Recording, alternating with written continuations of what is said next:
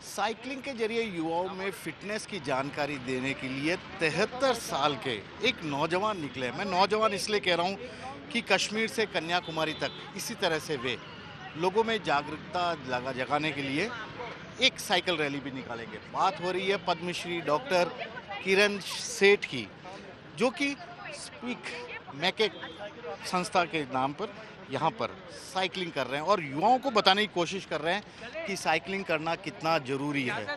Sir, पहला सवाल तो मेरा यही है कि आईआईटी खड़गपुर से पढ़ा हुआ एक स्टूडेंट, दिल्ली आईआईटी में पढ़ाने वाले एक प्रोफेसर अचानक साइकिल पे निकलते हैं लोगों में फिटनेस के लिए, इसके पीछे की पूरी कहानी। नहीं नहीं, ये खाली फिटनेस के लिए नहीं है। ये तो फिटनेस तो है, फिटनेस के लिए भी है और पर्यावरण के लिए भी है, परंतु इसके उद्देश्य बहुत से हैं। उद्देश्य ये है, देखिए साइकिलिंग में क्या होता है कि एक तो शारीरिक तो होता ही है, पर साथ साथ जब साइकिल करते हो तो एक जैसे लॉ बन जाती है, और लॉ में क्या होता है, एक ध्यान बन जाता है, और ध्यान के साथ पूरा एक मेडिटेशन बन जाता है।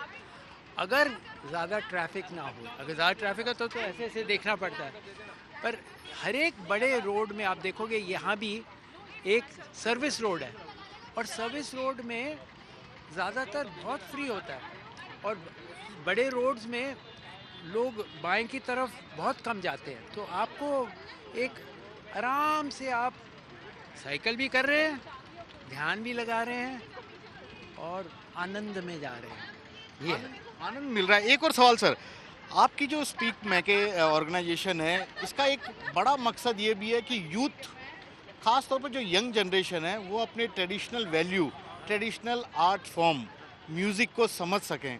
इसके लिए आप साल भर में 5,000 से भी ज़्यादा प्रोग्राम्स का आयोजन भी करते हैं।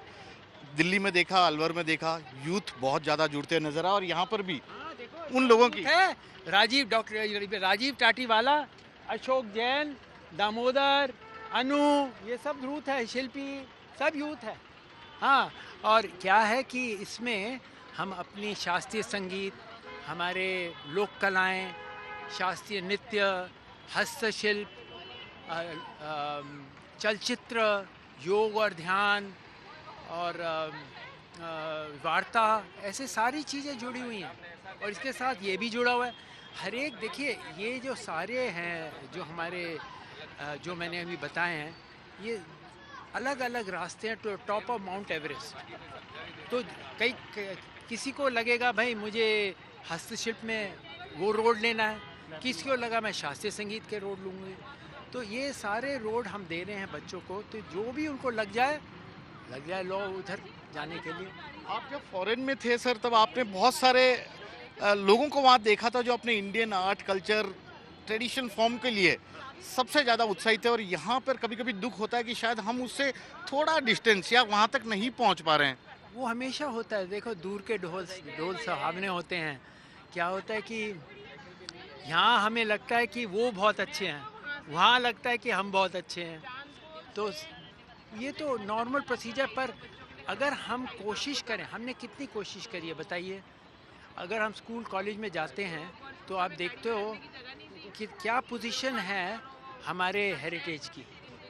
आप देख लीजिए, जो हमारे जो गवर्नमेंट्स हैं, जब वो विज्ञापन निकालते हैं, बोलते हमने ये किया है, इतने इंडस्ट्री सेटअप किए हैं, ये किया है, वो किया है। वो कभी आपने कल्चर का नाम देखा है कभी? वो कहीं मुझे तो नहीं था। जो कल्चर मिनिस्टर होता है, और कोई मिनिस्ट्री नहीं मिली तो उसको कल्चर मिनिस्ट्री दे दी। तो ये है ना कि हमने अपने आप को डाउनग्रेड किया है। अगर हम सब लोग मिल कर के कुछ करें, इसको बढ़ावा दें, बोलें ये बहुत ज़रूरी है, तब होगा। बच्चे, स्टूडेंट्स को तो जो आप फीड करोगे वही मिलेगा। हमें देखिए, मैं स्कूल में गया, कॉलेज में गया, सब पढ़ाई में मुझे तो कोई नज़र नहीं आया हमारे हेरिटेज की कोई। ये तो फ्लूक हो गया, जिसे कहते हैं ना, एक रैंडम चांस फिनोमेना हो गया कि हम लग गए इस पे। डॉक्टर सेठ, आपकी टीम के पास से बातचीत करने से पहले मैं एक आखिरी सवाल आपसे पूछूंगा। 73 साल का एक नौजवान अगस्त महीने से कश्मीर से कन्याकुमारी तक साइकिलिंग करने का विचार कर रहा है। मैं आपकी बात कर रहा हूँ, क्या पूरा प्लान होगा, किस किस चीज़ को प्रमोट करने का आपका और ख्याल है, और क्या लगता है कि यूथ भी अब इंटरेस्ट ले रहा है आपके इस कोशिश से, क्योंकि आप पद्मश्री भी हैं, अपनी ओर से कोशिश भी कर रहे हैं और समझाने का सरल तरीके से। ऐसा नहीं है साइकिलिंग कोई भी कर सकता है सर, बहुत आसान भी है। बिल्कुल आपने ठीक कहा, साइकिलिंग कोई भी कर सकता है और उसके ज़रिए हम लोग पकड़ेंगे। देखो आप सब लोग ध्यान भी लगा सकते हैं, सब लोग मेडिटेशन भी कर सकते हैं, सब लोग हमारे शास्त्रीय संगीत को भी अपना सकते हैं। ये सारी चीज़ें उसके साथ जुड़ी हुई हैं। अगर हम अपने तरफ देखिए, मैंने तो ये सोच रखा है कि किसी तरह इनको पहुँचाना है। जैसे कहते हैं ना, जब एक बार तुम प्रेम में लग जाओ, भूल जात खान पान रूप रंग आन बान, तो वो बात है। अब बोलोगे साइकिल कर लो टू मून, तब भी मैं लग जाऊंगा मून पे साइकिल करने के लिए। कहने का मतलब है कि अब तो ऐसा है कि मेरे पास कोई जिम्मेदारी नहीं रही, मतलब अपने लिए अपनी खाली जिम्मेदारी है। मैं जाऊंगा तो कोई रोएगा नहीं। हाँ, तो इसलिए लगे रहो मुन्ना भाई, जितना हम कर सकते हैं हम करेंगे। आज कुछ बदलाव भी मुझे नजर आ रहा है। हमेशा हमने साइकिलिंग करते वक्त आपको साइकिलिंग वाला हेलमेट पहनते देखा, आज राजस्थानी पगड़ी कलंगी वाला, यहाँ हम और जयपुर चेहरे पर में दुगनी खुशी भी है। हम जयपुर में हैं तो क्यों ना पहने, इतना सुंदर है। और ये हेलमेट का भी काम दे रहा है। बिल्कुल हेलमेट की ज़रूरत ही नहीं है। अगर आप ये पहन लोगे तो हेलमेट की कोई ज़रूरत नहीं है। ये देखिए, ये कितना फैशनेबल लग रहा है। हाँ, ये भी चाहिए। आपकी टीम से भी मैं बात कर लेता हूँ सर।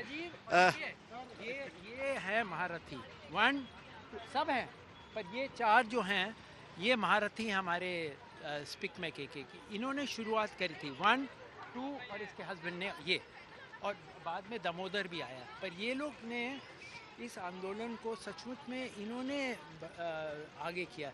हम तो एक जोड़ने वाले आदमी हैं, वो क्या कहते हैं, हम भी कर रहे हैं। पर ये लोग सचमुच में इसने जो काम किया बहुत ही ज़बरदस्त काम। मैं वही जानना हूँ राजीव सर, डॉक्टर सेठ तो कर ही रहे हैं, आपका चैप्टर किस तरह से काम कर रहा है इनके सपने को आगे बढ़ाने के लिए? राजस्थान चैप्टर सन 1984 से शुरू हुआ था, पंडित रविशंकर के कार्यक्रम से। उस समय जयपुर में पहला कार्यक्रम हुआ था, मैं तब से जुड़ा हुआ हूँ। और आज 37-38 वर्ष के जो अंतराल के अंदर हम लोग 35 शहरों में राजस्थान में, और साल के कोविड पहले की बता रहा हूँ, साल के 350 कार्यक्रम हम राजस्थान में कर रहे हैं। काफ़ी बदलाव भी देखने को मिला है, युवा काफ़ी जोशो खरोश से जुड़ने भी लगा है। डेफिनेटली अभी तो मंजिल बहुत लंबी है, बहुत डगर दूर है, तो हमें उसके लिए कार्य तो करना है, प्रयासरत रहना ही है। बट काफ़ी अच्छा बदलाव है। हमारे शिक्षा सिस्टम में भी थोड़ा बदलाव आया। जैसे हम जिन लोगों से मिल रहे हैं, जहाँ कार्यक्रम करते हैं, उनको उस चीज़ की वैल्यू पता लग रही है, इस चीज़ का गहराई पता लग रही है, तो वो अपने करिकुलम में इस चीज़ को जोड़ रहे हैं। और स्पिक मैगी का हेरिटेज क्लब जो हम लोगों ने करा है, वो काफ़ी स्कूल कॉलेज अपने में ले चुके हैं, जिसके अंदर सारी हमारी जो सांस्कृतिक गतिविधियाँ होती हैं हमारे हेरिटेज को लेके, वो उसमें की जाती है। जी डॉक्टर, ये कर रहे हैं वो मीटिंग के बारे में। और मैं बताना चाहता हूँ आपके माध्यम से कि हम पूरे राजस्थान की मीटिंग करते हैं कनोडिया कॉलेज में हर शनिवार साढ़े 4:30 से 5:30 बजे तक। तो जो लोग आ सकते हैं जयपुर के हैं वो आ जाएं, और जो नहीं आ सकते हैं वो हमारे को कांटेक्ट करके उसमें लिंक के द्वारा जुड़ सकते हैं ऑनलाइन। और ऑनलाइन उसके लिए मैं आपको एक नंबर आपके माध्यम से देना चाहूँगा, 9314873002। इस नंबर पे आप मैसेज करके जो भी जानकारी प्राप्त करना चाहे कर लें। तो डॉक्टर सेठ और इनकी ये पूरी टीम है, और सबसे खास बात यह है कि जिस वैल्यू को लेकर ये आगे बढ़ रहे हैं, उसे यंग जनरेशन को अब बेहतर तरीके से समझने और समझाने की इनके द्वारा कोशिश भी की जा रही है। शायद यही कारण है कि लगातार इनकी हर गतिविधियों से लोग भी जुड़ते जा रहे हैं। कैमरामैन दिनेश कुमावत के साथ श्रीवत्सन, जयपुर, न्यूज़ 24। नमस्कार, मैं हूं मानक गुप्ता। अगर आपको हमारा ये वीडियो पसंद आया हो तो इसे लाइक और शेयर जरूर करें, और हाँ, हमें सब्सक्राइब और फॉलो करना ना भूलें, ताकि आप देश और दुनिया की कोई खबर मिस ना करें। तो जुड़े रहिए हमारे साथ और देखते रहिए न्यूज़ 24।